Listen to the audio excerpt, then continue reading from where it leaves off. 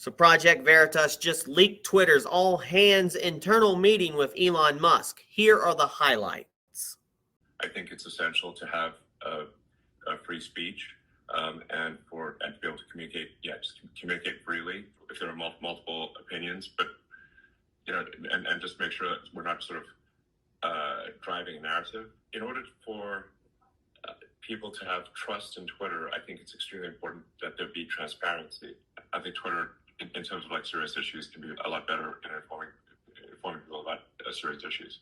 How many times have the media gotten it right? Well, I would say almost never. Not never, but almost never. Can we talk briefly about your political views? Well, my political views, I think, are moderate. I'm in favor of moderate politics. But allowing people who have relatively extreme views to express those views within the bounds of the law.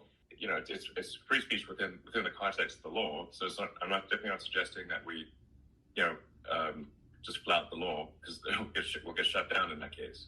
And I think there's also there's freedom of speech and freedom of reach. So I think people should be allowed to say, pretty outrageous things that are within the bounds of the law, but then they don't, it doesn't get amplified. It doesn't get, a ton of reach. And I think an important goal for Twitter would be to try to include as much of the country, as much of the world as possible. So the things that I've said about Twitter, I think need to happen in order for it to be, to really go to the next level. I mean, I think the potential is there for Twitter to have and be accessible to an order of magnitude more people. Let's say the far left 10% and far right 10% were equally upset on Twitter, then that would probably be a good outcome. The standard is much more than not offending people. The standard should be that they're very entertained and informed.